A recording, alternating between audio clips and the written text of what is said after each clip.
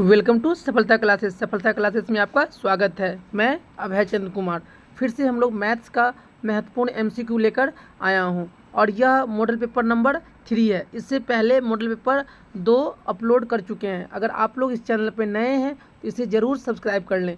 चलते हैं हम लोग क्वेश्चन की तरफ। क्वेश्चन नंबर 1 में क्या कह रहा है, निम्न में कौन अप्रमेय संख्या है। देखिए, अप्रमेय संख्या किसे कहते हैं, ऐसी संख्या जो p बटा q के रूप में हम लोग नहीं लिख सकते हैं, उसे हम लोग क्या कहते हैं, अप्रमेय संख्या कहते हैं। देखिए 0.33 के ऊपर में रेखरिंग है, इसको हम लिख सकते हैं 33 बटा में 99, तो p बटा q के रूप में है, ये p बटा q के रूप में है, ये p बटा q के रूप में ही है। तो बचा कौन सा ऑप्शन, ऑप्शन नंबर सी। ये 0.1 0, देखिए इसमें क्या जीरो बढ़ रहा है, जीरो क्या क्या हो रहा है, बढ़ रहा है, तो इसे हम लोग क्या कहेंगे, अप्रमेय संख्या। ऑप्शन नंबर सी सही हो जाएगा। चलते हैं नेक्स्ट क्वेश्चन पे।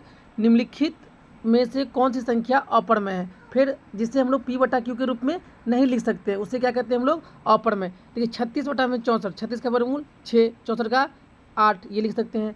9 का तो वर्गमूल है तो -9, 49 का 7, इसे p बटा q के रूप में लिख सकते हैं। इसे 3 बटा में 9, इसे भी p बटा q। लेकिन क्या √3 को हम p बटा q के रूप में लिख सकते हैं, नहीं, क्योंकि √3 का मान क्या होता है, लगभग में 1.731 ऐसे होता है, मान होता है, तो इसे हम लोग p बटा q के रूप में हम लोग नहीं लिख सकते हैं। तो कौन सा हो जाएगा, ऑप्शन नंबर बी सही हो जाएगा। चलते हैं नेक्स्ट क्वेश्चन पे। पाई एक है, तो पाई एक क्या है, अप्रमेय संख्या।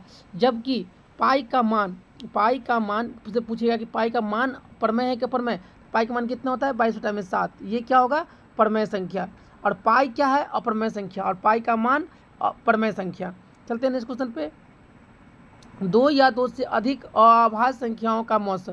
देखिए 2 या 2 से अधिक मतलब कि एक कौन गया 2, फिर 3, फिर 5, फिर 7, ये सब क्या है, मतलब अभाज्य संख्या। अभाज्य संख्या का मौसा हमेशा कितना होगा, 1। ऑप्शन नंबर ए सही हो जाएगा। चलते हैं नेक्स्ट क्वेश्चन पे। बहुपद 4x² - 4x + 1 के मूलों का गुणनफल। अगर कोई भी बहुपद है, कौन सा है, द्विघात बहुपद, क्या होता है, x² + bx + c के अगर मूल है, 2 मूल है, एक अल्फा है और एक बीटा है, तो पहला क्या होता है, मूलों का योगफल अल्फा प्लस बीटा, ये क्या होता है, -b/a। दूसरा क्या होता है, अल्फा इंटू बीटा, ये क्या होता है, c/a। अब देखिए यहाँ पे जो b है, b क्या होता है, -x का गुणांक, क्या होता है, x का गुणांक, अब बट्टा में x² का गुणांक। c क्या है, स्थिर पद, हम क्या लिखेंगे, अचर पद या स्थिर पद, अब बट्टा में x² का गुणांक। यहाँ पे क्वेश्चन क्या कर रहा है, मूलों का गुणनफल अल्फा इंटू बीटा, तो ये क्या होता है, c/a। यहाँ पे c कितना है, 1, और a कितना है, 4, कितना हो जाएगा, 1/4। ऑप्शन नंबर सी सही हो जाएगा। चलते हैं नेक्स्ट क्वेश्चन पे। कह रहा है, यदि बहुपद px बराबर में x² - 3x + 5 के मूल अल्फा बीटा हो तो इसका मान निकालना है, 1/अल्फा 1/बीटा। तो हम तो जानते हैं अल्फा प्लस बीटा और अल्फा इंटू बीटा, तो हम इसको क्या करेंगे, यहाँ पे बट्टा का जोड़ कर लेंगे। जब बट्टा का जोड़ करेंगे तो ऊपर में अल्फा प्लस बीटा और नीचे में क्या है, अल्फा इंटू बीटा, तो हम अल्फा प्लस बीटा निकालेंगे, तो ये क्या होता है, -b/a। b कितना है, -3, अब फॉर्मूला में माइनस, तो माइनस प्लस 3, a कितना है, 1, तो 3 जगह अल्फा इंटू बीटा, ये क्या था, c/a। c कितना है, 5, और a कितना, 1, तो अल्फा प्लस बीटा कितना आया, 3, और अल्फा इंटू बीटा कितना आया, 5, तो कितना हो जाएगा, 3/5। ऑप्शन नंबर ए सही हो जाएगा। चलते हैं नेक्स्ट क्वेश्चन पे। द्विघात बहुपदों में संयोगों की संख्या। देखिए द्विघात x² + bx + c, यहाँ पे घात कितना है, 2, इसमें संयोगों की संख्या कितना होगा, 2 होगा। ऑप्शन नंबर सी सही हो जाएगा। चलते हैं नेक्स्ट क्वेश्चन पे। एक द्विघाती बहुपद qx बराबर में x² - x + पूरा शून्य अल्फा बीटा हो तो अल्फा प्लस बीटा क्या होगा, मूलों का योगफल, तो अल्फा प्लस बीटा क्या होता है, -b/a। b कितना है, यहाँ पे -1, और फॉर्मूला है माइनस माइनस प्लस 1, a कितना, 1, 1/1 कर सकते हैं, 1। ऑप्शन नंबर सी सही हो जाएगा। चलते हैं नेक्स्ट क्वेश्चन पे।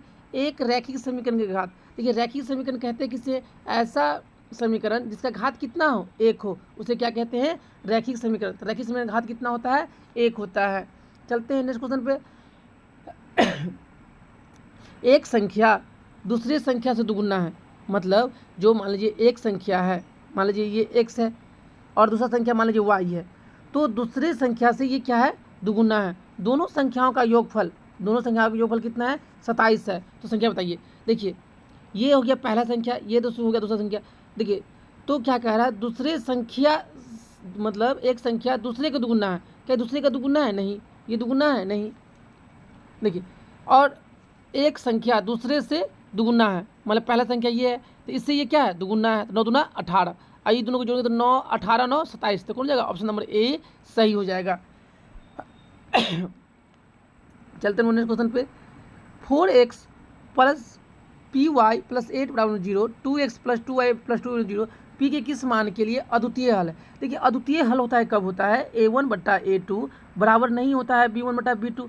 यहाँ पे a1 कितना है 4 है और a2 कितना है 2 है, ये बराबर नहीं होगा।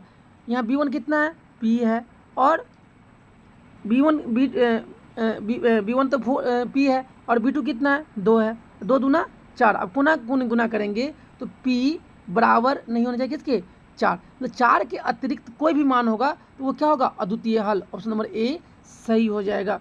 चलते हैं नेक्स्ट क्वेश्चन पे। यदि युग्म a1x प्लस b1y बराबर c1, a2x plus b2y plus c2 के लिए जब देखिए ये कंडीशन होता है, इसमें लिए क्या होता है ये युग्म विरोधी है, युग्म अवरोधी है, युग्म आश्रित है। जब ये क्वेश्चन मतलब इस तरह से विरोधी आश्रित इसकी बात करेगा तो हम लोग कब आश्रित होगा कब विरोधी होगा, तो इसके लिए हम लोग क्या करेंगे। देखिए ये है, एक होता है विरोधी एक होता है मतलब अवरोधी, ये क्या है युग्म आश्रित है। जैसे हम एक का मान रखेंगे तो दूसरा का मान आएगा, दूसरा का मान रखेंगे तो ऐसे करते करते इसका मान, तो ये क्या है आश्रित है। चलते हैं। देखिए यहाँ पे कुछ कंडीशन होता है, जब दो चर वाले किसी पढ़ते हैं हम लोग तो a1x plus b1y plus c1 equal to में 0, a2x plus b2y plus c2 equal to में 0। देखिए यहाँ पे कंडीशन बनता है क्या कि अगर a1 बट्टा a2 बराबर नहीं है b1 बट्टा b2, तो यहाँ पे क्या होता है कि इसमें क्या होगा केवल एक हल होगा, केवल एक हल होगा, या इसी को हम लोग क्या कहेंगे अद्वितीय हल। दूसरा कैसा होगा रेखा क्या होगा प्रतिच्छेद करेगा। तीसरा क्या होगा संगत होगा और चौथा क्या होगा ये आश्रित रहेगा, ये क्या होगा आश्रित। दूसरा क्वेश्चन क्या बनता है a1 बट्टा a2 बराबर होगा b1 बट्टा b2 का और बराबर नहीं होगा c1 बट्टा c2 का। तो यहाँ पे क्या होता है कि इसमें कोई हल नहीं होता है, कोई हल नहीं होता है। दूसरा कैसा होता है रेखा समानांतर होता है। तीसरा कैसा होता है असंगत, कैसा होता है ये असंगत। फिर आगे चलते हैं, तीनों बराबर हो a1 बट्टा a2 बराबर b1 बट्टा b2 बराबर c1 बट्टा c2, तो इसमें क्या होता है कि इसमें क्या होगा अनेक हल, क्या होगा अनेक हल। रेखा कैसा होगा संपाती, रेखा कैसा होगा संपाती और कैसा होगा संगत। चलते हैं नेक्स्ट पे। x plus 2y minus 5 equal to 0 तथा ax plus a minus B Y 10 का अनंत हल, इसका अनंत हल है। अनंत हल बोले तो क्या चाहिए a1 बटा a2 सब बराबर होगा। तो यहाँ पे a1 बटा a1 कितना है 1, a2 कितना है a बराबर b1 कितना है 2 और b2 कितना है a माइनस बी बराबर c1 कितना है -5 और 10 को इधर ले जाएंगे तो बराबर में 10 है, इधर जाएगा क्या -10, तो ये और ये कट गया। अब हम कोई एक को मतलब इस दोनों को लेके चलते हैं, इस दोनों को लेके चलते हैं। तो यहाँ पे जब कोना कानी गुना करेंगे तो 2a बराबर क्या हो जाएगा a माइनस बी, a को इधर ले आइए तो इधर की लाएंगे तो 2a में से a गया तो क्या हो जाएगा a और b भी इधर ही जाएगा तो क्या होगा प्लस का b, a प्लस बी बराबर कितना हो जाएगा 0, ऑप्शन नंबर डी सही हो जाएगा। चलते हैं नेक्स्ट क्वेश्चन पे। देखिए जैसे ऐसे देखिए यहाँ प्लस है प्लस है प्लस है, तो इसका गुणनखंड करेंगे और ऐसा गुणनखंड करेंगे कि दोनों के बीच के अंतर कितना होना चाहिए 1, तो 7 8 56, इसका गुणनखंड के साथ इस दोनों के बीच का अंतर कितना है 1। और यहाँ जब प्लस का चिन्ह होगा तो बड़ा वाला होगा प्लस का और छोटा वाला किसका होगा माइनस का, तो -7 और 8 इसका क्या हो जाएगा आंसर हो जाएगा। और इसी क्वेश्चन में मान लीजिए कि x बराबर में दे दिया है 56 माइनस रूट अंडर फिर 56 फिर माइनस रूट अंडर 56, देखिए यहाँ तो फिर से गुणनखंड करेंगे तो 7 8 56, तो यहाँ पे जो छोटा वाला होगा वो प्लस का होगा और बड़ा वाला क्या होगा माइनस का। कब जब यहाँ पे माइनस का चिन्ह रहेगा तब। चलते हैं क्वेश्चन पे। यदि समीकरण x² plus 4x plus m बराबर 0 का मूल वास्तविक है तो d ग्रेटर देन क्या होगा 0 के बराबर होगा और असमान है, क्या असमान है इसलिए d बराबर 0, तो d बराबर क्या होता है b² minus 4ac equal to greater than 0। b² कितना है 4, तो 4 का स्क्वायर 16 माइनस 4, a कितना है 1, c कितना है m इक्वल टू में 0। अब चलिए जब इसको हम लोग करेंगे तो 16 माइनस क्या हो जाएगा 4m² greater than 0, 4m sorry इधर ले जाइए तो 16 ग्रेटर देन 4m²। जब m² का मान निकालना है तो 16 बटा में 4 ग्रेटर देन m²। अब 4 चौका 16, कितना हो जाएगा 4 चौका 16, यहाँ बी स्क्वायर 16, अच्छा एम में है ना, एम स्क्वायर नहीं है, C1 है एम है, यहाँ पे कितना है, चलिए D greater than equal to 0, तो B square minus 4AC greater than 0, B का मान 4 है तो 4 चौका 16 माइनस 4, ए कितना है 1, सी कितना एम इक्वल टू में ग्रेटर देन 0। अब देखिए 16, अब इसको ले जाइए इधर तो कितना जगह 4m, कितना जगह 4m, तो 16 बटा में 4 ग्रेटर देन m, तो 4 चौका 16, जो m का मान होगा, m का मान क्या होगा 4 से छोटा, ऑप्शन नंबर बी सही हो जाएगा। चलते हैं नेक्स्ट क्वेश्चन पे। यदि समीकरण 9x² प्लस 6ax प्लस 4 बराबर 0 के मूल समान है तो मूल होंगे, देखिए मूल समान है तो डी बराबर में 0, डी बराबर में क्या होता है बी स्क्वायर माइनस 4AC बराबर में 0, यहाँ पे डी मतलब विवेचक, बी कितना है 6 से तो 36a² कितना जगह यहाँ पे 36a² माइनस 4, ए कितना है 9, सी कितना है 4 बराबर में 0। अब देखिए 36a² माइनस 9 चौका 36 और 36 चौका 144, 144 इक्वल टू में 0, 144 को उधर ले चलिए, 36a² बराबर में 144, अब a स्क्वायर बराबर कितना हो जाएगा 144 बटा में 36, 36 चौका 144, 36 चौका कितना होगा 144, तो a स्क्वायर बराबर कितना आया, a स्क्वायर बराबर कितना आया 4, और 4 का तो a बराबर क्या होगा प्लस माइनस के 2, तो ऑप्शन नंबर डी सही हो जाएगा। यहाँ पे कौन सा हो जाएगा ऑप्शन नंबर डी, इनमें से कोई नहीं।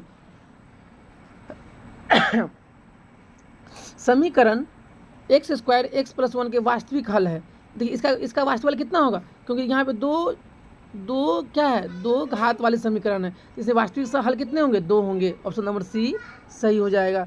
चलते हैं सुन में, वह AP निर्धारित करे जिसका तीसरा पद, मतलब तीसरा पद 5 है और 7वां पद 9 है।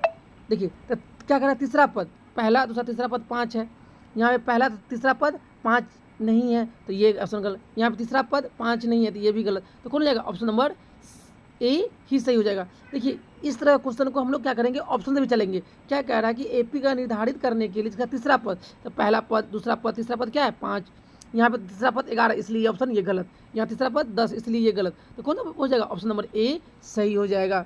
चलते हैं नेक्स्ट क्वेश्चन पे।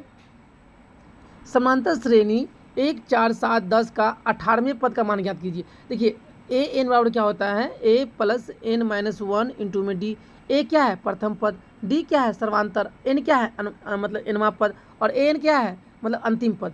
देखिए ए कितना दे रखा है, ए प्रथम पद a प्लस n कितना 18 तो 18 माइनस 1, डी क्या होता है सर्वांतर, अगला पद माइनस पिछला पद, 4 में से 1 गया तो 3। अब यहाँ पे क्या होगा 1 प्लस 18 में से 1 गया तो 17, और 17 तिया 51, तो 51 और 1 कितना हो जाएगा 52, ऑप्शन नंबर डी सही हो जाएगा। चलते हैं नेक्स्ट क्वेश्चन पे। प्रथम 1000 घन संख्याओं का योग, देखिए ऐसे 1 प्लस 2 प्लस 3 ऐसे करते करते कहाँ तक किया गया ये 1000 तक, कहाँ तक गया ये 1000 तक गया। तो इसका योग निकालने के लिए हम क्या करते हैं n इंटू n प्लस 1 बटा में 2, n कितना है 1000 इंटू कितना हो जाएगा 1001 बटा में 2, इसको काट दीजिएगा तो कितना होगा 500 दूना 1000, जब 5 से गुना करेंगे इसको तो यहाँ पे 5 0 0 5, इसमें क्या क्यों 0 डबल 0, ऑप्शन नंबर बी सही हो जाएगा। नहीं तो हम लोग ऐसे भी निकाल सकते हैं इसको, अगर किसी भी AP को अगर हमको योग निकालना है तो SN बराबर क्या होता है n/2 इंटू में 2a plus n minus 1 into में d। देखिए इस फार्मूला पे भी हम निकाल सकते हैं। चलते हैं नेक्स्ट क्वेश्चन पे। AP का पहला पद मतलब a दे दिया है 2 और समांतर कितना दे दिया है 3, तो 8वां पद निकालना है, तो an बराबर क्या होता है a plus n minus 1 into में d, तो a कितना है 2 है, कैमा पद निकालना है 8वां, 8 में से गया तो 7, d कितना है 3, 7 या 21, 21 है 2 23, तो 8वां पद कितना हो जाएगा 23, ऑप्शन नंबर सी सही हो जाएगा। चलते हैं नेक्स्ट क्वेश्चन पे। देखिए क्या कह रहा है कि नीचे दिए गए चित्र में AD 2 है, BD 3 है, AE 5 है और ये समानांतर है, मतलब DE समानांतर है BC का, तो EC का मान निकालने के लिए देखिए जब ये और ये समानांतर होता है तो AD बटा में DB बराबर में AE बटा में EC। अब AD दे रखा है 2, DB दे रखा है 3, AE दे रखा है 5, हमको EC का मान निकालना है, इसका EC का मान निकालना है। तो देखिए गुना का गुना कर दीजिए, तो 5 दिया 15, आई 2 कहाँ जाएगा बट्टा में, तो इसी का मान कितना आ जाएगा 15 बट्टा में 2, इसी का मान कितना आ जाएगा 15 बट्टा में 2। अब 15 बट्टा 2 को इसको क्या करिए 7 दूना 14 और 7 दूना 14, अब 1.07 बचे, सॉरी 5 दूना 10, तो 7.5 सेंटीमीटर ए सही हो जाएगा। अगर त्रिभुज ए बी सी और डी ई एफ में ए बी बट्टा डी बी सी बट्टा में ई ए सी बट्टा में डी ए बराबर त्रिभुज, तो क्षेत्रफल इसका क्षेत्र का अनुपात निकालिए। देखिए अगर कोई दो त्रिभुज अगर समरूप है तो इस त्रिभुज का क्षेत्रफल और इस त्रिभुज का क्षेत्रफल क्या होता है, संगत भुजा के वर्ग मतलब स्क्वायर के बराबर होता है। तो यहाँ पे 3 का स्क्वायर 9 और 5 का स्क्वायर 25, तो कितना हो जाएगा 9:25, ऑप्शन नंबर सी सही हो जाएगा। चलते हैं नेक्स्ट क्वेश्चन पे। चित्र में देखिए ये और ये समानांतर है, तो देखिए समानांतर है तो क्या होगा, मतलब ये पी एस बट्टा में एस क्यू बराबर में पी टी बट्टा में टी आर। पी एस कितना है 4, ई कितना है x-4 बराबर में ई कितना है 8 और ई कितना है 3x माइनस में 11। अब कोना कानी गुना करेंगे, तो जब इसको करेंगे गुना तो 4 से 4 तिया 12x माइनस 11 चौका 44 बराबर 8x और 8 चौका 32। 8x को लिया तो 12x में से 8x लिया तो कितना होगा 4x और 44 को उधर ले जाएंगे तो -32 में से 44 गया तो 44 और 8 32। तो यहाँ पे 4x और कितना आया 8, तो x का मान कितना आ जाएगा 2, x का मान कितना आ जाएगा 2, ऑप्शन नंबर। चलिए एक बार देख लेते हैं और ये क्या है, ये बट्टा में ये तो 4 बट्टा में x-4 बराबर में 8 बट्टा में 3x माइनस में 11, कोना करने गुना करते 4 तिया 12x और ये 11 चौका 44, इसको करेंगे बराबर में 8x और 8 चौका 32। जब इसको लाएंगे 12x और 8x, तो 8x को उधर लाएंगे तो कितना हो जाएगा 4x, 44 को उधर ले जाएंगे तो -32 और प्लस 44, 44 में से 32 को घटा देंगे तो कितना हो जाएगा ये, तो 2 और 1 कितना 12। अब ये 4x और कितना आया 12, तो 1 में 4 तिया 12, x मान कितना आएगा 3, ऑप्शन नंबर बी सही हो जाएगा। चलते हैं नेक्स्ट क्वेश्चन पे। त्रिभुज ए बी सी में है ना, त्रिभुज ए बी सी में देखिए ये ए है, ये बी है और ये सी है, चाहे इसको ऐसे बना लीजिए। कह रहा है A B C, A B कितना है 13, बी सी कितना है 12 और ये कितना है 5। देखिए तो ये क्या है कि कर्ण का स्क्वायर बराबर में क्या है लंब का स्क्वायर जोड़ आधार का स्क्वायर। तो ये तो कौन सी कितना होगा, ये होता है पाइथागोरस थ्योरम से, और पाइथागोरस थ्योरम में कौन सा त्रिभुज लेते हैं हम लोग, समकोण त्रिभुज। समकोण त्रिभुज में कौन सी कितना होगा 90 डिग्री, ऑप्शन नंबर सी सही हो जाएगा। चलते हैं नेक्स्ट क्वेश्चन पे। दो समरूप त्रिभुज की भुजाएं, देखिए दो समरूप त्रिभुज है, ये इसकी भुजा एक 4 है एक 9 है, तो इसका क्षेत्रफल देखिए जब क्षेत्रफल निकालते हैं तो जो समरूप त्रिभुज की जो भुजा है उसके क्या कर देते हैं स्क्वायर, तो 4 का स्क्वायर 16 और 9 का स्क्वायर 81, 16:81, ऑप्शन नंबर सी सही हो जाएगा। चलते हैं नेक्स्ट क्वेश्चन पे। ए बी एक वृत्त का व्यास है, देखिए ये वृत्त है, इसका व्यास क्या है ए बी तथा केंद्र का निर्देशांक, इसका केंद्र है, इसका अंदर कितना रखा है 2 और -3 तथा बी का निर्देशांक कितना दे रखा है 1 4।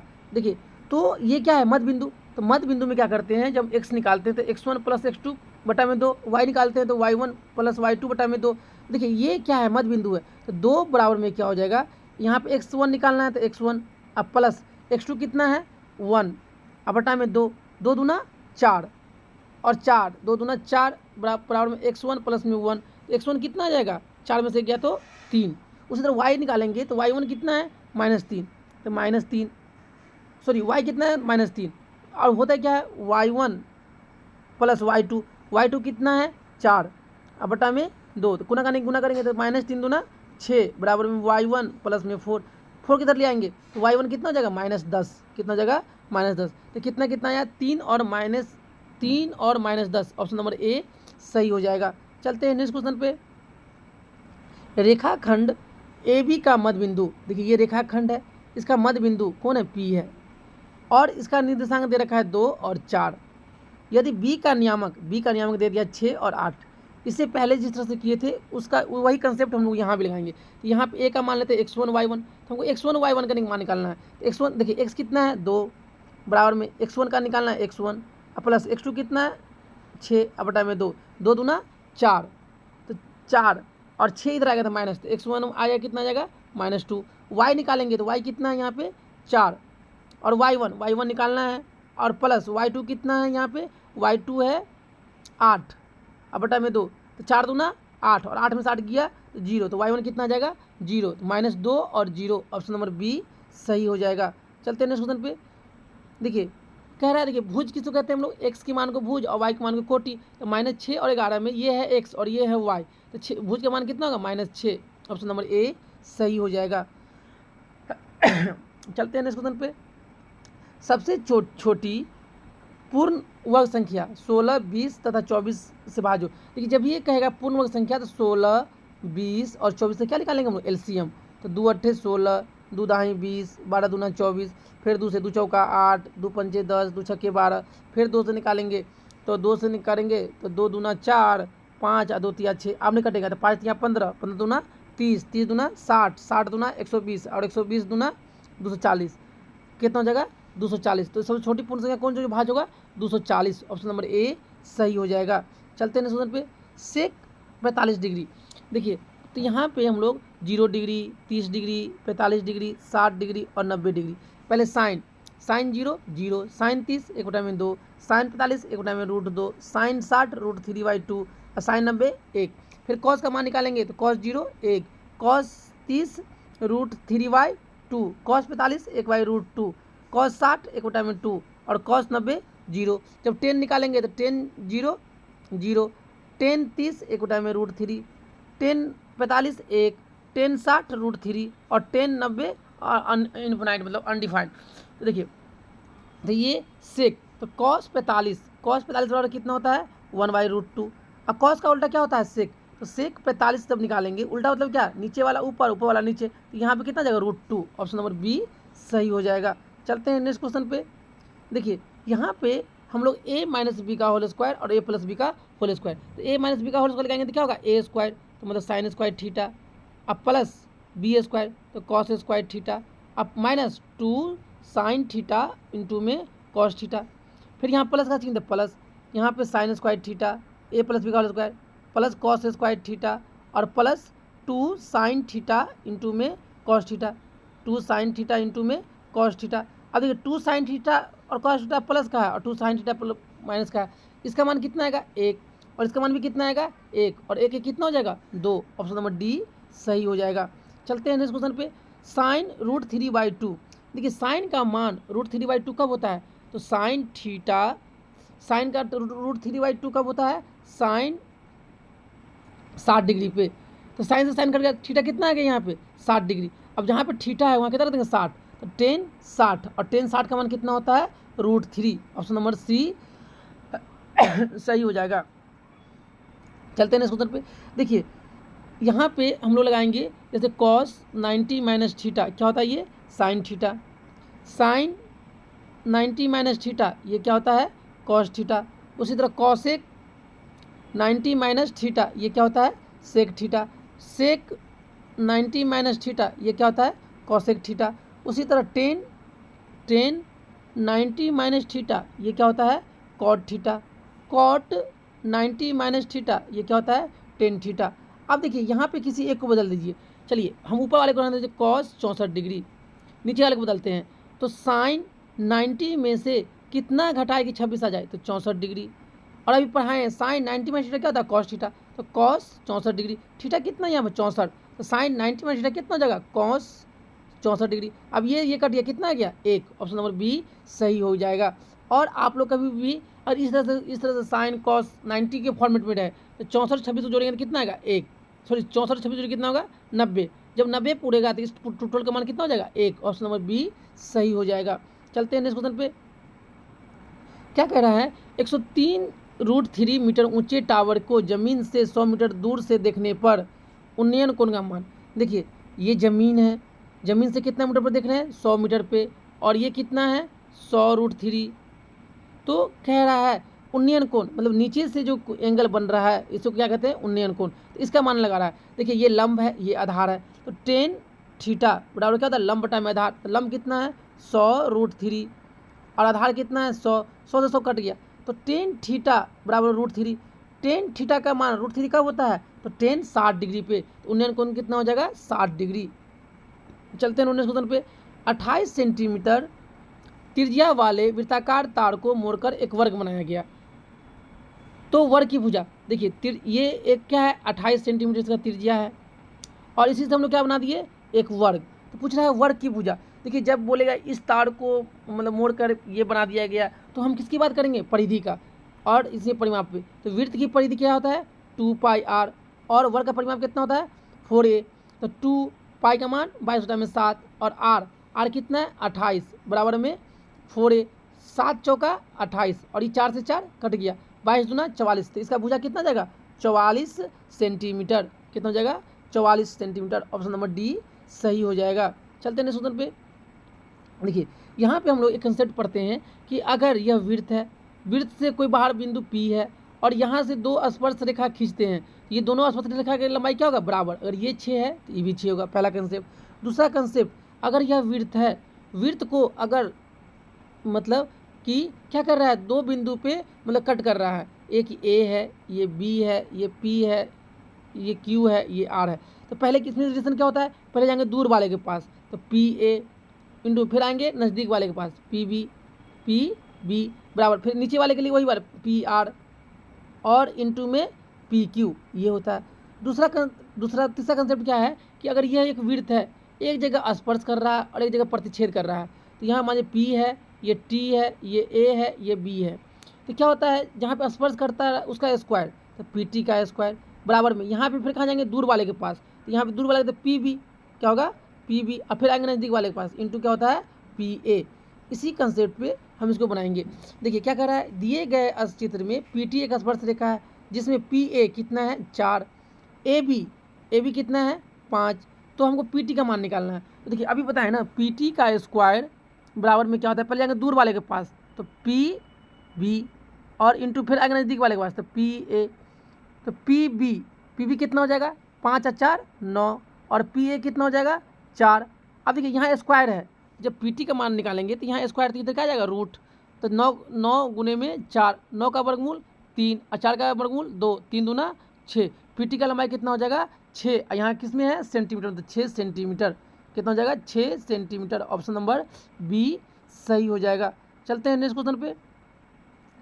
दिए गए चित्र में PA बराबर में 7 है, देखिए PA पूरा का पूरा कितना है 7 और PB 3, PD 4, तो DC देखिए इसका मान निकालना है। तो हम क्या बोलें, पहले जाएंगे दूर वाले के पास तो PA इंटू में फिर कहाँ आएंगे नज़दीक वाले के पास PB, अब बराबर में फिर जाएंगे दूर वाले के पास, तो यहाँ पे क्या होगा PC और इंटू में क्या आएगा नीचे वाले नज़दीक वाले के पास PC इंटू में PD।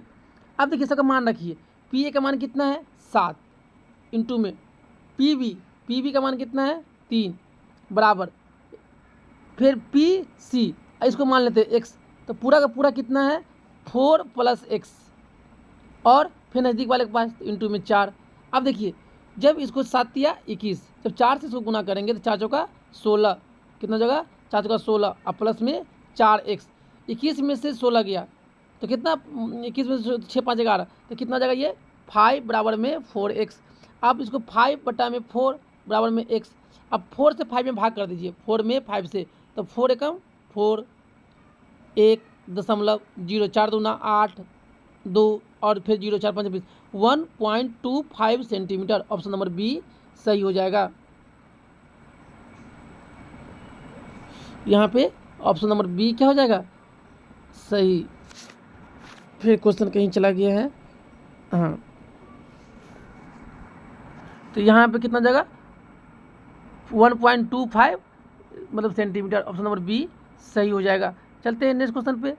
एक गोले का व्यास, मतलब एक क्या है गोला है और ये गोला का व्यास दे रखा है, व्यास कितना दे रखा है 14, तो त्रिज्या कितना हो जाएगा 7, क्योंकि व्यास का आधा क्या होता है त्रिज्या, तो उसके वक्र पृष्ठ क्षेत्रफल, तो गोला का वक्र पृष्ठ क्षेत्रफल क्या होता है 4 पाई का मान 4 पाई r², पाई का मान 22/7 और आर कितना हो जाएगा 4πr²। तो 7 गुने में 7, 7 से 7 कट गया।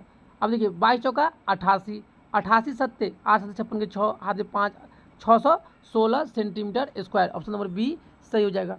देखिए यहाँ पे कंसेप्ट क्या लगाएंगे, एक गोला है तो गोला का अगर मान त्रिज्या दिया हुआ है आर, तो गोला का वक्र पृष्ठीय क्षेत्रफल, वक्र पृष्ठीय क्षेत्रफल क्या होता है 4πr²। और गोला का संपूर्ण पृष्ठीय क्षेत्रफल भी क्या होता है, संपूर्ण पृष्ठीय क्षेत्रफल क्या होता है 4πr², 4πr²। गोला का आयतन, आयतन कितना होता है 4/3πr3।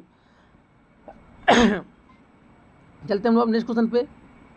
दिए गए चित्र का परिमाप क्या होगा यदि AED, ये क्या है अर्धवृत्त, और ABCD एक आयत है, ABCD एक क्या है आयत है। देखिए परिमाप क्या होता है, अगर हम A से स्टार्ट करेंगे तो AB का दूरी, BC का दूरी और CD का दूरी और AE का दूरी। तो ये अर्ध क्या है, ये है अर्धवृत्त।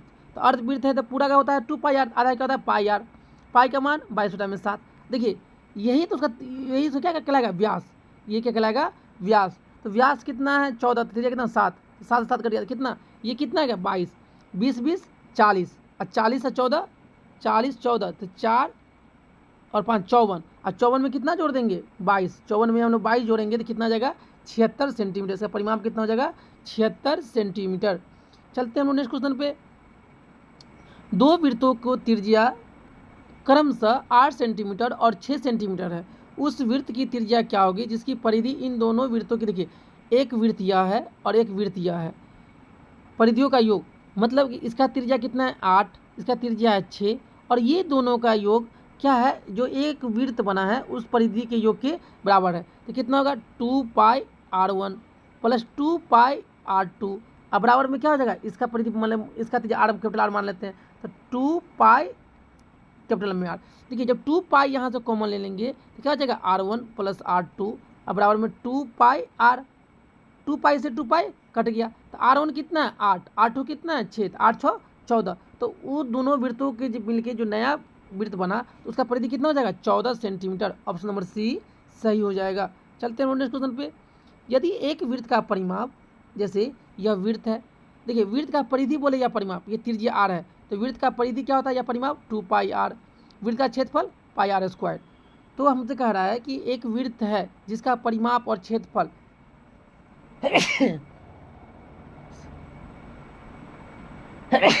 संख्यात्मक रूप से बराबर है। देखिए परिधि क्या होता है 2πr और क्षेत्रफल क्या होता है πr²। तो कह रहा है वृत्त की त्रिज्या ज्ञात कीजिए। देखिए पाई से पाई कट गया, यहाँ पे 2r है तो एक r से एक r कट गया, तो r और कितना आ गया 2 मात्रक। ऑप्शन नंबर ए सही हो जाएगा। देखिए क्योंकि कह रहा है कि परिमाप और क्षेत्रफल बराबर, दोनों को बराबर कर दिए, पाई से पाई काट दिए, यहाँ पे 2r है तो एक r से काट कर दिया, यहाँ बचा r, यहाँ बचा 2, तो त्रिज्या कितना आ गया 2 मात्रक। ऑप्शन नंबर ए सही हो जाएगा। चले देखिए जिस एक गोला है इसकी त्रिज्या मतलब आधी कर दिया जाए, मतलब ये पहले ये गोला था इसका त्रिज्या मतलब r था, अब इस गोले का त्रिज्या कितना कर दिया गया आधा, तो ये कितना हो जाएगा r/2। तो कह रहा है तो नए गोले का आयतन कितना रह जाएगा। देखिए तो इसका आयतन कितना होता है 4/3πr³ बराबर में 4/3π, यहाँ पे r/2 है तो r³ तो ऊपर में हो रहेगा या नीचे में कितना जाएगा 8। देखिए तो यहाँ पे ये और ये दोनों सेम है, यहाँ 1 है और यहाँ पे कितना है 1/8, तो क्या हो जाएगा 8वां भाग, कितना हो जाएगा पहले नया क्रिकेट गोला कितना हो जाएगा 8वां भाग। चलते हैं नेक्स्ट क्वेश्चन पे। किसी घन की भुजाओं को, मान लीजिए अगर ये घन है, ये घन है और कह रहा है किसी घन की भुजाओं को क्या कर दिया दुगुना, अगर ये पहले a है तो ये 2a है, तो देखिए आयतन क्या होता है घन का AQ, तो ये क्या हो जाएगा AQ, और यहाँ पे करेंगे AQ तो 2 दूना 4 दूना 8 AQ। देखिए यहाँ भी AQ है, यहाँ भी AQ है, यहाँ 1 है और यहाँ 8 है, तो कितना गुना हो रहा है 8 गुना। ऑप्शन नंबर ए सही हो जाएगा। चलते हैं नेक्स्ट क्वेश्चन पे। संचयी बारंबारता का वक्र कहलाता है, क्या कहलाता है त्वरण। संचयी बारंबारता का जो वक्र क्या कहलाएगा त्वरण। ऑप्शन नंबर ए सही हो जाएगा। चलते हैं नेक्स्ट क्वेश्चन पे। देखिए जब माध्यिका निकालना रहता है तो पहले उसको हम लोग बढ़ते क्रम में लिखते हैं, जो भी दिया रहता है आंकड़ा उसको बढ़ते क्रम में लिखते हैं। तो पहले 1 आएगा, फिर 2 आएगा, फिर 3 आएगा, फिर 4 आएगा, फिर 5 आएगा, फिर 6 आएगा, फिर 7 आएगा। उसके बाद गिनते हैं कि जो आंकड़ा है वो आंकड़ा गिनती करने के बाद अगर विषम आ रहा है तो बीच वाला होगा, और सम आएगा तो मतलब क्या आएगा, 2 बीच वाला संख्या को जोड़ के 2 से भाग कर देंगे। तो यहाँ तो 1 2 3 4 5 6 7 सम मतलब विषम है, तो 3 इधर से अलग कर दिए, 3 इधर से कर दिए, बीच वाला कौन संख्या बचा 4, इसका माध्य कितना हो जाएगा 4। ऑप्शन नंबर सी सही हो जाएगा। अधिक बारंबारता वाले वक्र को देखिए, अधिक जैसे मान लीजिए 1 है, फिर 2 है, 5 है, 6 है, 2 है, 5 है, फिर 2 है, तो सबसे ज़्यादा वाला कौन आया है 2। तो इस तरह के वाले वक्र को हम लोग क्या कहते हैं, बहुलक वक्र। ऑप्शन नंबर ए सही हो जाएगा। चलते हैं नेक्स्ट क्वेश्चन पे। देखिए 2 खिलाड़ी संगीत और रेशमा टेनिस का एक मैच खेलती है, संगीता द्वारा मैच जीतने की। देखिए अगर हम लोग प्रायिकता पढ़े होंगे, एक होता है प्रायिकता मतलब होने का और एक प्रायिकता नहीं होने का। जैसे ई डैश से लिखते हैं हम लोग, का मान कितना होता है 1, मतलब एक जीतने का होता है और एक होता है हारने का, दोनों का सम कितना होता है 1 होता है। तो कह रहा है कि जीतने की प्रायिकता इतना है तो हारने का कितना होगा, तो जीतने की प्रायिकता है तो रेशमा का जीतने का। अब देखिए दोनों, तो देखिए इसमें से कितना है 1 में से क्या करा देंगे 0.62, 8 9 में से 3 कितना हो जाएगा 0.38, किसका हो जाएगा रेशमा का। ऑप्शन नंबर बी सही हो जाएगा। चलते हैं असंभव। देखिए संभव घटना की प्रायिकता कितना होता है 1 और असंभव का कितना होता है 0। यहाँ पूछ रहा है असंभव का, संभव पूछ रहा था कितना होता है 1। चलते हैं इस क्वेश्चन पे। एक रेखा जो वृत्त को दो, देखिए एक रेखा है जो वृत्त को 2 बिंदु पे क्या करता है प्रतिच्छेद, इसे हम लोग क्या कहते हैं जीवा। ऑप्शन नंबर ए कहते हैं जीवा। चलते हैं नेक्स्ट क्वेश्चन पे। बिंदु ए और बी को मिलाने वाली रेखाखंड का मध्य बिंदु। देखिए अगर ये ए है और ये बी है और इसका मध्य बिंदु सी है, ये x1 है, ये y1 है, ये x2 है, ये y2 है, तो मध्य बिंदु का निर्देशांक अगर x निकालेंगे तो क्या होता है x1 प्लस x2 बटा में 2, y निकालेंगे तो क्या होगा ये y1 प्लस y2 बटा में 2। तो हमको निकालना है मध्य बिंदु का, तो x निकालना है, तो x1 कितना है 2, x2 कितना है 4 बटा में 2, 4 2 6 बटा में 2, 2 तिया 6, कितना आ गया x1 3। जब y निकालेंगे तो y1 कितना है -4, y2 कितना है, यहाँ प्लस होता है तो प्लस माइनस 2 अब बटा में 2, 4 -4 और -2 कितना होगा -6 बटा में 2, 2 तिया 6, तो माइनस के 3, 3 और माइनस का 3। ऑप्शन नंबर सी सही हो जाएगा। चलते हैं नेक्स्ट क्वेश्चन पे। देखिए यहाँ पे ये दोनों में चिन्ह 5 cos थीटा डाउन 3, तो इसका मान देखिए ये दोनों में चिन्ह किसका है गुना का, तो cos थीटा कितना हो जाएगा 3 बटा में 5, लाल बटा में काका, लाल बटा में काका, पहला वाला साइन थीटा, बीच वाला कॉस थीटा, अंतिम वाला tan theta. Sine theta down में लंब बटा में कर्ण, कॉस थीटा डाउन में आधार बटा में कर्ण, टेन थीटा में लंब बटा में आधार। हमसे पूछा है कॉस थीटा, तो आधार की देखिए एक समकोण भी बनाएंगे जिसमें आधार 3 और कर्ण 5। अब हमको लंब निकालना है, तो 5 का स्क्वायर 25 और 3 का स्क्वायर 9, 25 में से 9 गया तो 16, 16 का वर्गमूल 4। हमसे पूछा है 3 टेन थीटा, तो 3 टेन थीटा क्या होता है लंब बटा में आधार, लंब कितना है 4, आधार कितना है 3, 3 से 3 कट गया, कितना आएगा इसका मान 4। ऑप्शन नंबर सी सही हो जाएगा। चलते हैं नेक्स्ट क्वेश्चन पे। देखिए cos 90 माइनस थीटा क्या होता है ये साइन ए, यहाँ पर थीटा कितना ए है तो हम क्या बोलेंगे साइन ए। देखिए साइन 90 माइनस थीटा क्या होता है ये cos theta, cos 90 minus theta क्या होता है साइन थीटा। उसी तरह cosec 90 माइनस थीटा क्या होता है ये सेक थीटा, सेक 90 माइनस थीटा ये क्या होता है cosec थीटा। उसी तरह टेन 90 माइनस थीटा क्या होता है ये cot theta, cot 90 minus theta क्या होता है ये टेन थीटा। चलते हैं नेक्स्ट क्वेश्चन पे। ताश के एक देखिए ताश में कुल कितना पत्ती होते हैं तो 52, तो मतलब कि उसका टोटल का कितना होगा नीचे में 52। कह रहा है इसको अच्छी तरह से फेंटा गया, एक पत्ती यादृच्छिक से निकाला जाता है तो इसके इक्का होने का संभावना क्या होगा। देखिए इक्का क्या होता है 4 गो लाल, देखिए जो अपना ताश होता है उसमें होता है लाल पान, काला पान है ना, चीरी और क्या होता है ठिकरी। तो इसका भी एगो इक्का, इसका भी एगो इक्का, इसका भी एगो इक्का, एगो इसका भी इक्का, तो टोटल इक्का कितना है 4, सॉरी कुल इक्का कितना 4 और कुल पत्ता कितना होता है 52, तो 4 बटा में 52, 13 चौका 52, 1 बटा में 13, इसका प्रायिकता कितना हो जाएगा 13, 1 बटा में 13। ऑप्शन नंबर सी सही हो जाएगा। देखिए इसके बीच की दूरी, जब दूरी निकालते हैं तो क्या होता है x2 माइनस x1 का whole square plus y2 minus y1 का होल स्क्वायर। तो तो इसी फार्मूला पे देखिए x2 कितना है -1, और फिर देखिए तो -1, और जब माइनस माइनस करेंगे तो +5 का होल स्क्वायर, y2 3, 3 में से 7 गया तो -4 का होल स्क्वायर। तो 4 देखिए यहाँ से कितना हो जाएगा, 4 4 का स्क्वायर 16, 4 का स्क्वायर 16, 16 16 32, 32 को हम लिख सकते हैं 16 दूना 32, तो 16 का वर्गमूल 4, और √2 का तो वर्गमूल कितना नहीं √2 में, तो कितना होगा 4√2, ऑप्शन नंबर सी सही हो जाएगा। चलते हैं नेक्स्ट क्वेश्चन पे। देखिए क्या कह रहा है, 5 15 20 का लॉस, तो पहले लॉस निकालेंगे, 5 15 और 20 का लॉस, तो 5 से 5 एकम 5, 5 तिया 15, 5 चौका 20, तो 4 तिया 12 पंचे 60, इसका लॉस कितना है 60। और मौस देखिए, मौस 5 तिया 15, 5 चौका 20, तो 5 क्या हो रहा है, 15 भी कट रहा है 20 भी कट रहा है, तो इसका मौस कितना हो जाएगा 5, तो यही इसी का अनुपात पूछा था, 12 पंचे 60, तो 12:1। देखिए 5 एकम 5 और 12 पंचे 60, 1:12, ऑप्शन नंबर डी सही हो जाएगा। चलते हैं नेक्स्ट क्वेश्चन पे। समानांतर श्रेणी का 10वां पद, देखिए 10वां पद निकालना है, तो देखिए ए एन बराबर में a + n-1 इंटू में डी, ए के 54 है और निकालना है 10वां, 10 में से गया तो 9, और डी 51 में से 4 गया तो -3, 9 तिया 27, 54 - 27, और 54 में से 27 करके कितना बचेगा 27, ऑप्शन नंबर ए सही हो जाएगा। चलते हैं नेक्स्ट क्वेश्चन पे। देखिए अगर बोलेगा किस चतुर्थांश में या किस पाद में, तो पहला वाला x है, दूसरा वाला y है, तो x प्लस का और y माइनस का। देखिए चतुर्थांश कितना होता है 4, पहला में x भी प्लस y भी प्लस, दूसरा में x माइनस और y प्लस, तीसरा में x माइनस और y भी माइनस, और चौथा में x प्लस और y माइनस। तो यहाँ पे x प्लस का है y माइनस का है, तो किस में हो जाएगा ये चतुर्थ पाद में, ऑप्शन नंबर डी सही हो जाएगा। चलते हैं नेक्स्ट क्वेश्चन पे। 6 सेंटीमीटर भुजा वाले घन में से 2 सेंटीमीटर, देखिए जब कह रहा है कितने घन बनाया जा सकता है, जब इस तरह से बोलेगा कि इसको पिघलाकर इससे कितना घन बनाया जा सकता है, इससे कितना गोला, तो हम किससे कंपेयर करेंगे उसके आयतन का, तो 6 सेंटीमीटर भुजा वाले घन का आयतन तो क्या हुआ 6 का क्यू, और 2 सेंटीमीटर भुजा वाला 2 का क्यू, तो 6 का क्यू 6 इंटू में 6 इंटू में 6, और 2 का क्यू 2 इंटू में 2 इंटू में 2, 2 तिया 6, 2 तिया 6, 2 तिया 6, 3 तिया 9 तिया 27, तो कितने गोले बना सकते हम लोग 27 गोला, ऑप्शन नंबर डी सही हो जाएगा।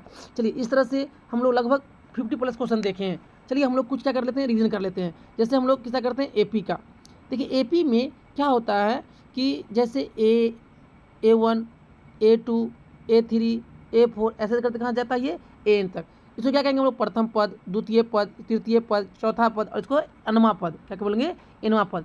अगर किसी एपी का प्रथम पद ए हो, सर्वांतर डी हो और nवां पद n हो, और हमको an मतलब अंतिम मतलब nवां पद कौन सा मतलब an अंतिम पद कौन होगा, तो an क्या लगाते हैं हम लोग a + n-1 इंटू में d क्या होता है सर्वांतर। सर्वांतर कैसे निकालते हैं, अगर मान लीजिए आपके पास A1 है, A2 है, A3 है, A4 है, ऐसे करते करते AN तक है, तो अगर हमको सर्वांतर D निकालना होगा तो क्या कहेंगे अगला पद माइनस पिछला पद, तो A2 - A1। उसके बाद किसी भी AP का अगर हमको योगफल निकालना है SN, तो ये क्या होता है n/2 इंटू में 2a + n-1 इंटू में d। अगर इसी में अगर SN निकालना है किसी AP का, अगर मान लो पदों की संख्या दे दे और पहला पद दे दे और अंतिम पद, क्या करेंगे A प्रथम पद और L अंतिम पद।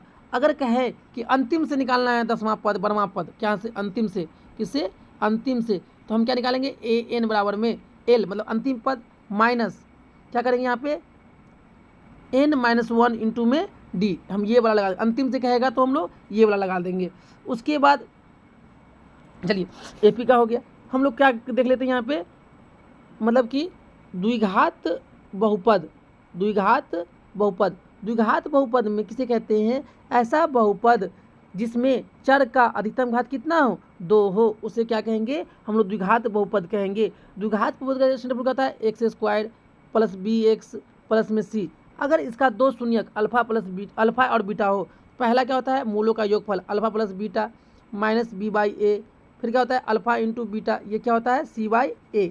उसके बाद अगर मान लीजिए मूलों का योगफल अल्फा + बीटा दे दे क्वेश्चन में और अल्फा इंटू बीटा दे दे और बोलेगा बहुपद निकालने के लिए, क्या बोलेगा बहुपद बनाएं, तो क्या होता है ये x² माइनस मूलों का योगफल अल्फा + बीटा इंटू में x plus alpha into beta, ये हो गया द्विघात। अगर त्रिघात की बात करेगा त्रिघात, तो ऐसा बहुपद जिसमें चर का घात अधिकतम कितना होगा 3, तो ax³ + bx² + cx प्लस में d, इसका शून्य कितना होगा, त्रिघात है तो इसका शून्य कितना होगा 3, अल्फा बीटा और गामा। तो पहला क्या होता है अल्फा प्लस बीटा और प्लस गामा, ये क्या होता है माइनस बी बाई ए, फिर alpha beta plus beta gamma, फिर गामा अल्फा, ये क्या होता है सी बाई ए, फिर तीसरा क्या होता है अल्फा बीटा और गामा, ये क्या होता है माइनस डी बाई ए, क्या होता है ये माइनस डी बाई ए। अगर मान लीजिए कोई क्वेश्चन में अगर 1/, में अल्फा और 1/, में बीटा का मान पूछेगा निकालने के लिए, इसे हम लोग क्या करेंगे बट्टा का जोड़, तो क्या आएगा नीचे में अल्फा बीटा, ऊपर में क्या आएगा अल्फा प्लस बीटा। उसके बाद आगे चलेंगे तो हम लोग अब क्या करते हैं द्विघात समीकरण। द्विघात समीकरण देखिए बहुपद में जो मान रखने के बाद अगर बोलेगा शून्य का निकालने के लिए तो हम 0 के बराबर करेंगे, लेकिन द्विघात समीकरण क्या होता है एक्स स्क्वायर अब प्लस बी एक्स अब प्लस में सी बराबर में 0।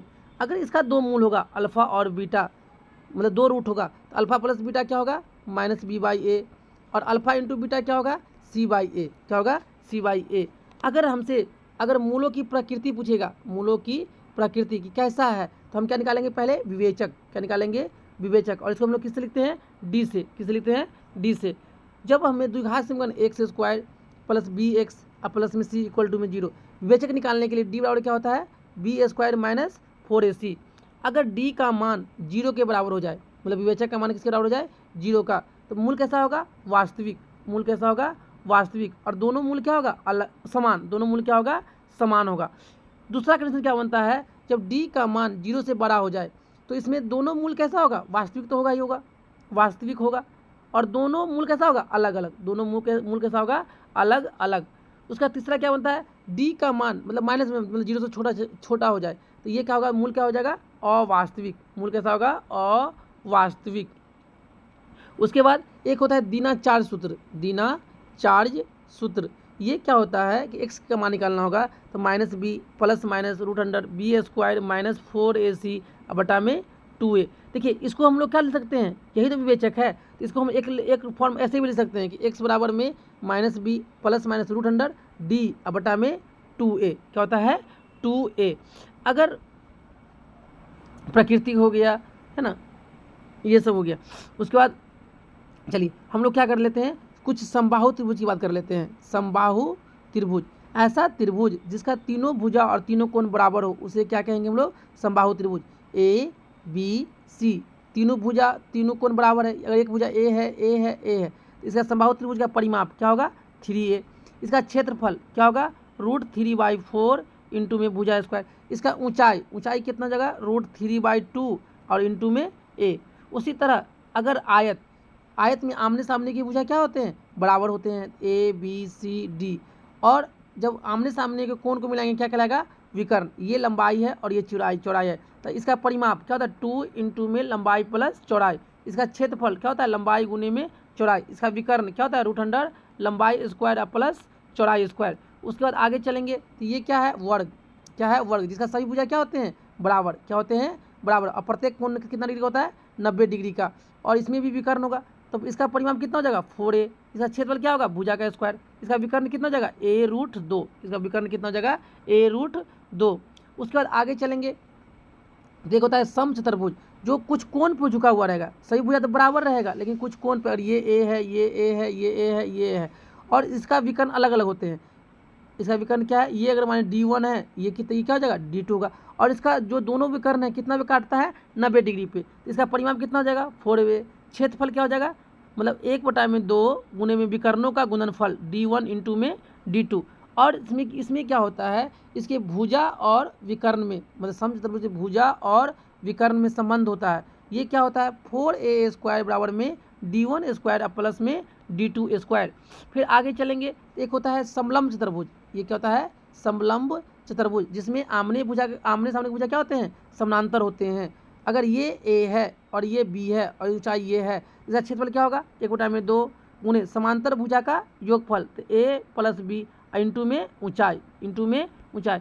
अगर कोई भी त्रिभुज कोई भी चतुर्भुज दिया हो जिसमें उसका आधार दिया हो और ऊंचाई दिया हो, तो उसका क्षेत्रफल क्या होगा आधार गुने में ऊंचाई, उसका क्षेत्रफल क्या होगा आधार गुने में ऊंचाई।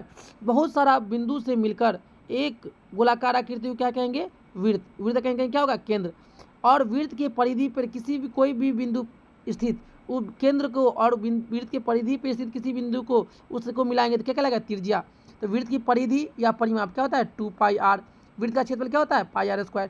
अगर मान लीजिए नोट में लिखिएगा, अगर व्यास दिया हो, d दिया हो, त्रिज्या निकालेंगे तो क्या होगा, मतलब व्यास दिया होगा, दिया रहेगा और त्रिज्या निकालेगा तो क्या होगा, व्यास का आधा। अगर मान लीजिए त्रिज्या दिया हुआ, त्रिज्या दिया हो और व्यास पूछेगा तो क्या होगा, त्रिज्या का दुगुना। उसके बाद इसको आधा काट दीजिए, ये क्या बनेगा, अर्धवृत्त। क्या बनेगा, ये अर्धवृत्त। तो अर्धवृत्त का परिधि क्या होगा, देखिए इसमें तो चलेंगे ही चलेंगे πr पे, और यहाँ पे किस पे चलेंगे, r 2r पे। इसका परिधि क्या हो जाएगा, मतलब r कॉमन ले लेंगे तो π+2, और इसका क्षेत्रफल क्या होगा, πr²/2। फिर आगे चलेंगे तो ये क्या है, बेलन। बेलन में एक वृत्त ऊपर होता है और एक वृत्त नीचे होता है। इसका भी त्रिज्या r है तो इसका भी ऊपर वाले की भी त्रिज्या r है, और ये क्या है, ऊंचाई है। तो ये इस पे ये वाला क्या होगा, वक्र पृष्ठ, बेलन का वक्र पृष्ठ क्षेत्रफल क्या होता है, 2πrh।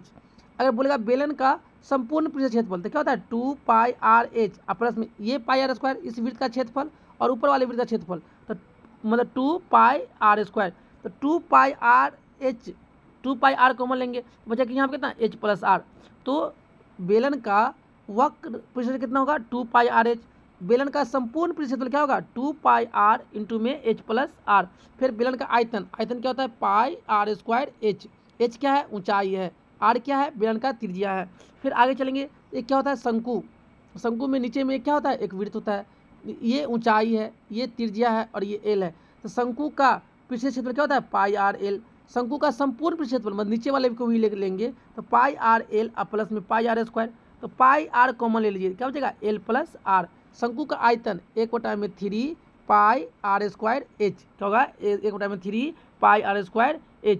उसके बाद एक ठोस गोलाकार आकृति को क्या कहेंगे, गोला, जिसमें ये क्या है, उसका त्रिज्या। तो गोले का पृष्ठ क्षेत्रफल क्या होगा, 4πr²। संपूर्ण में भी क्या होगा, 4πr²। गोला का आयतन कितना हो जाएगा, 4/3πr³। फिर आगे चलेंगे, जब इसी को आधा काट देंगे तो ये क्या बनेगा, अर्धगोला। तो अर्धगोला का पृष्ठीय क्षेत्रफल क्या होगा, 2πr²। अर्धगोला का संपूर्ण पृष्ठ क्षेत्रफल ये क्या होगा, 3πr²। अर्धगोला का आयतन 2/3πr³,